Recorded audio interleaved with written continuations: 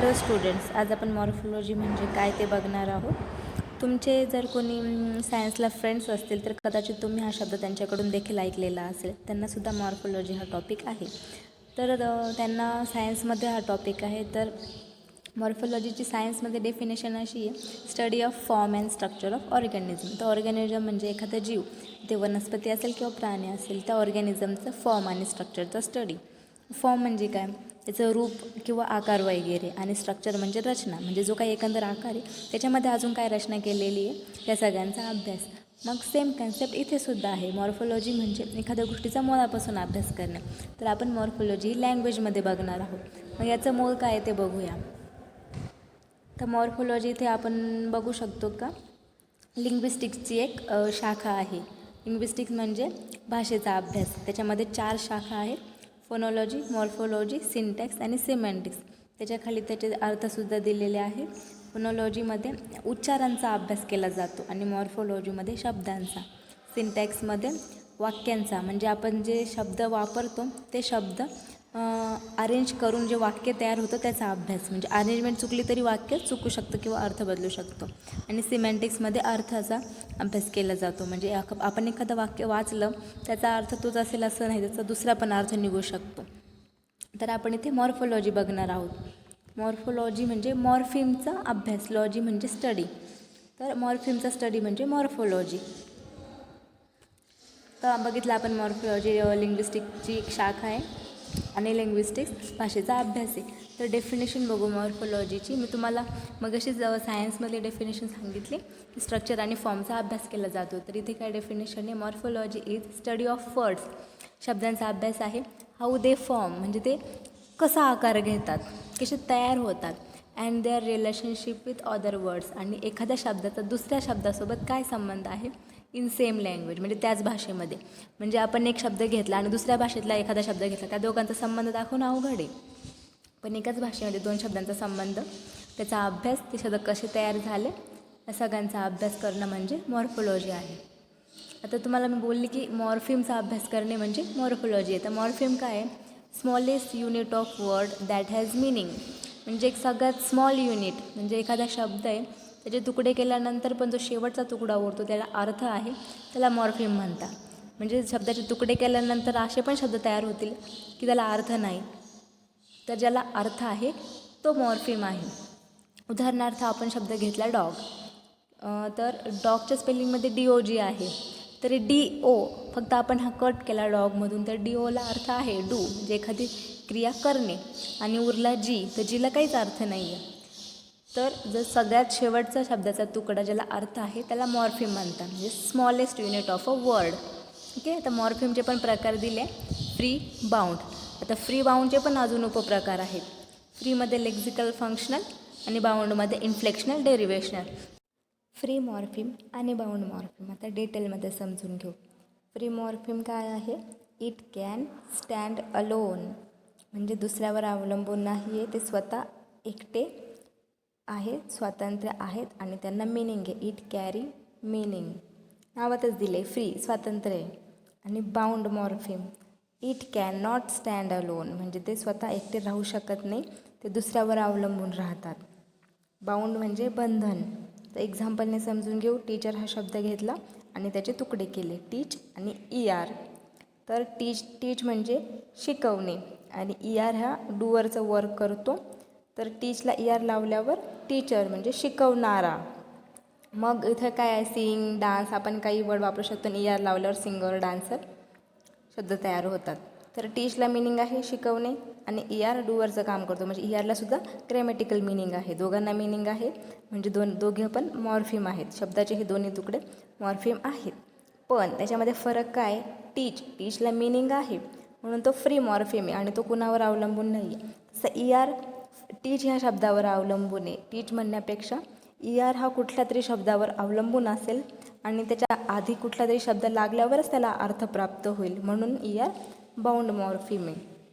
त्याच्यावर बंधन आहे, कुणासोबत तरी जोडल्या गेल्याचं बंधन आहे, तो एकटा त्याला अर्थ मिळणार नाही. तर ER काय इथं दिलेलं आहे, बाउंड मॉर्फिम आर अफिक्सेस. मग ER हे प्रत्यय लागलं टीच ह्या शब्दाला. तर बाउंड मॉर्फिम हे सगळे प्रत्ययच असतात मागे किंवा पुढे एखाद्या शब्दाच्या. तर प्रत्ययाला अफिक्सेस म्हणतात आणि शब्दाच्या सुरुवातीला प्रत्यय लागलं की प्रिफिक्स असतं आणि नंतर लागलं की सफिक्स असतं. नावावरून लक्षात ठेवायचं, प्री म्हणजे सुरुवातीचे, मग सुरुवातीला लागलं की प्रिफिक्स आणि नंतर लागल्यावर सफिक्स. मग टीच या शब्दाच्या नंतर ER लागले म्हणून ER सफिक्स आहे. आता आपण लेक्झिकल मॉर्फिम आणि फंक्शनल मॉर्फिम डीपमध्ये बघू. लेक्झिकल मॉर्फिम आणि फंक्शनल मॉर्फिम फ्री मॉर्फिमचे टाईप्स आहे. फ्रीमध्ये स्वातंत्र्य म्हणजे जे दुसऱ्यावर अवलंबून नाही असे. तर लेक्झिकल मॉर्फिम बघू. लेक्झिकल म्हणजे शाब्दिक. तर वर्ड्स दॅट हॅव मिनिंग म्हणजे त्यांना अर्थ असणारे. It contains nouns, verbs and adjective, जे नाम, क्रियापद आणि विशेषण. तर नाममध्ये आपण उदाहरण घेतलं गोदावरी. क्रियापदामध्ये पळणे, हसणे, रडणे, गाणे, नाचणे. त्याच्या शेवटी ने आहे ते सगळे वर्ब आहे, त्या क्रिया झाल्या, म्हणजेच laugh, cry, sing, dance etcetera. आणि ॲडजेक्टिव्ह म्हणजे विशेषण, म्हणजे बिग, स्मॉल, ब्युटिफुल, अगली हे सगळे विशेषण झाले. आता फंक्शनल मॉर्फिम बघू. फंक्शनल म्हणजे कार्यात्मक. Those words that have function to specify the relationship between one lexical morpheme and another. तर वरती आपण लेक्झिकल मॉर्फिम बघितलं, त्याच्यामध्ये नाऊन, वर्ब आणि ॲडजेक्टिव्ह हे शब्द असतात. मग त्या शब्दांचं एकमेकांसोबत संबंध दर्शवण्याचं कार्य, फंक्शन, हे जे शब्द करतात दोज वर्ड्स, ते शब्द फंक्शनल मॉर्फिम असतात. They are conjunctions, prepositions, articles, auxiliary and pronouns. तर नाऊन, वर्ब, ॲडजेक्टिव्ह लेक्झिकल मॉर्फिममध्ये आहेत आणि हे कंजक्शन वगैरे फंक्शनल मॉर्फिममध्ये आहे. तर आता हे आपण एक्झाम्पलने समजून घेऊ. इथे लेक्झिकल मॉर्फिम आणि फंक्शनल मॉर्फिम, आता याचे एक्झाम्पल दिसत आहे आपल्याला. तर लेक्झिकल मॉर्फिमचा शब्दसाठा खूप आहे, सांगितलं होतं आधीच. नाऊन, वर्ब आणि ॲडजेक्टिव्ह याच्यामध्ये येणारे शब्द लेक्झिकल मॉर्फिम असतात आणि ते खूप जास्त आहेत. तसं फंक्शनल मॉर्फिममध्ये शब्द कमी आहेत. आणि इथे बघा, आपण बघू शकतो हे शब्द वाचल्यावर की होम, ऑफिस असेल किंवा इथले खालचं I, we, you, by, or, in, या सगळ्या शब्दांना अर्थ आहेत, ते कोणावर अवलंबून नाही आहे. दोन्हीमध्ये आता फंक्शनल मॉर्फिम, लेक्झिकल मॉर्फिम दोन्ही फ्री मॉर्फिमचे प्रकार आहेत.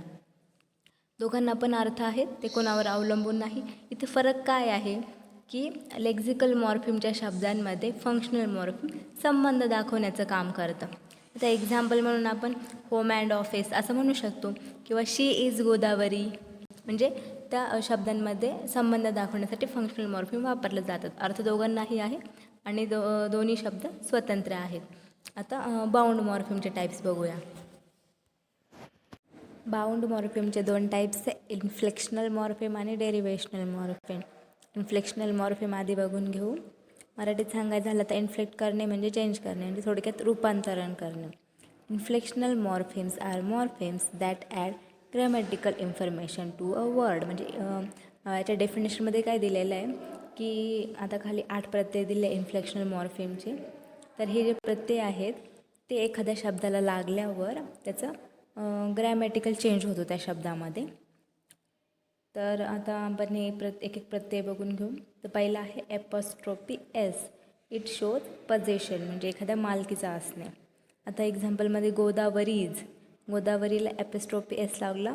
एक्झाम्पलमध्ये गोदावरीज बॅग असं जर म्हटलं तर गोदावरीची बॅग म्हणजे ती तिच्या मालकीची आहे. आणि एस प्लुरल फॉर्म म्हणजे एखाद्या शब्दापुढे एस लावला की त्याचं अनेक वचन होतं, बॉयचं बॉईज. आणि EST सुपरलेटिव्ह डिग्री आहे.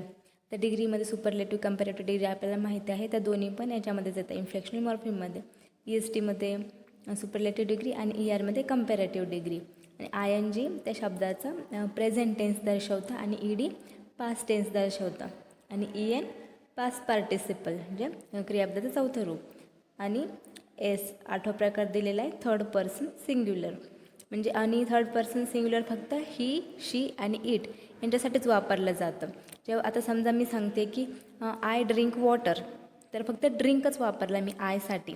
जेव्हा आपण तिसऱ्या व्यक्तीबद्दल बोलत असतो तेव्हा शी ड्रिंक्स वॉटर, मग आपण ड्रिंकला एस लावला. थर्ड पर्सनसाठी त्या क्रियापदाला एस लावला जातो. इथे एक गोष्ट सांगण्यासारखी अशी आहे की इन्फ्लेक्शनल मॉर्फिममध्ये फक्त सफिक्स आहेत. आता हे जे 8ही प्रत्यय आहेत हे शब्दाच्या नंतर लागणारे, तर ते सफिक्स आहे. आणि डेरिवेशनल मॉर्फिममध्ये सफिक्स आणि प्रिफिक्स दोन्ही असतात, एवढाच फरक आहे दोघांमध्ये. बाउंड मॉर्फिम म्हणजे अफिक्स, आणि इन्फ्लेक्शनमध्ये फक्त सफिक्स येतं आणि डेरिवेशनलमध्ये प्रिफिक्स सफिक्स दोन्ही येतात. तर डेरिवेशनल मॉर्फिमची डेफिनेशन बघू. Derivational morpheme when combined with root it changes the meaning or part of speech of that word. For example, the happy त्याच्या आधी प्रिफिक्स अन लावल्यावर अनहॅपी वर्ड तयार झाला आहे, पण हॅपीचं मिनिंग आनंदी होतं आणि अनहॅपीचं मिनिंग आनंदी नाही आहे. म्हणजे अन हा प्रिफिक्स हॅपी वर्डच्या आधी लावल्यावर त्याचं मिनिंग चेंज झालेलं आहे. हॅपीचं अनहॅपी झाल्यावर त्याचं मिनिंग चेंज झालेलं आहे. म्हणजे डेरिवेशनल मॉर्फिममध्ये काय सांगितलं आहे, मिनिंग चेंज होतं किंवा मग पार्ट ऑफ स्पीच चेंज होतं. तर पार्ट ऑफ स्पीच काय आहे, नाऊन, प्रोनाऊन, वर्ड, ॲडजेक्टिव्ह वगैरे. तर चेंज इन पार्ट ऑफ स्पीचचं पण एक्झाम्पल दिलेलं आहे. तर वर्बचं नाऊन, नाऊनचं ॲडजेक्टिव्ह, वर्बचं ॲडजेक्टिव्ह, किंवा मग verb to verb, noun to noun, adjective to adjective, असे 9 टाईप्स आहेत त्याच्यामध्ये. आता एक्झाम्पल म्हणून इथं 3 घेतलेले आहे. तर टीच हा वर्ब आहे, त्याला ER हे सफिक्स लावल्यावर टीचर झालं आहे. टीच म्हणजे शिकवणे, क्रिया आहे, वर्ब आहे, पण त्याला ER हे सफिक्स लावल्यावर टीचर म्हणजे शिकवणारं हे नाम झालेलं आहे. म्हणजे त्याचं पार्ट ऑफ स्पीच चेंज झालेलं आहे. पार्ट ऑफ स्पीच चेंज होतं आणि अर्थ चेंज होतो प्रत्यय लावल्यावर, त्याला डेरिवेशनल मॉर्फिम म्हणतात. म्हणजे ते प्रत्यय लावल्यावर अर्थ आणि पार्ट ऑफ स्पीच चेंज होणार आहे. आता काही एक्झाम्पल बघूया. तर कार्स हा शब्द आहे, तर तो डिवाईड होऊ शकतो कार आणि एसमध्ये. तर कार फ्री मॉर्फिम आहे, तो दुसऱ्यावर अवलंबून नाही आहे, त्याला स्वतःचा अर्थ आहे. फ्रीमध्ये पण पुढच्या 2 टाईपमध्ये कशात येतो, तर कार नाऊन आहे, मग नाऊन कशात येतं, लेक्झिकल मॉर्फिममध्ये. आणि यस दुसऱ्यावर अवलंबून आहे म्हणून तो बाउंड मॉर्फिम आहे. आणि यस हा प्रत्यय लागून कारचा अनेक वचन झालेलं आहे, मग प्लुरल फॉर्मचा यस इन्फ्लेक्शनल मॉर्फिममध्ये येतो. नेक्स्ट आहे राम. तर राम काय, नाऊन आहे, नाऊन येणार फ्री मॉर्फिममध्ये, लेक्झिकल टाईपमध्ये. आणि थर्ड आहे द काय आहे, आर्टिकल. आर्टिकल कशात येतात, फ्री मॉर्फिममध्ये, फंक्शनल मॉर्फिम. आता पूर्ण एक सेंटेन्स बघू. The boy played very well. The article आहे, फ्री मॉर्फिममधलं फंक्शनल मॉर्फिम. बॉय नाऊन आहे, फ्री मॉर्फिममध्ये लेक्झिकल मॉर्फिम.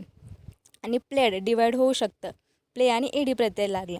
तर प्ले वर्ब आहे, वर्ब पण फ्री मॉर्फिममध्ये लेक्झिकल मॉर्फिम आणि ED प्रत्यय बाउंड मॉर्फिम आहे.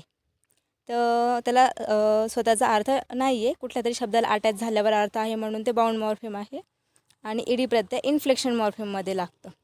तर व्हेरी ॲडजेक्टिव्ह आहे, म्हणजे फ्री मॉर्फिममध्ये लेक्झिकल मॉर्फिम. आणि वेल ॲडवर्ब आहे, फ्री मॉर्फिममध्ये lexical morpheme. Thanks for watching.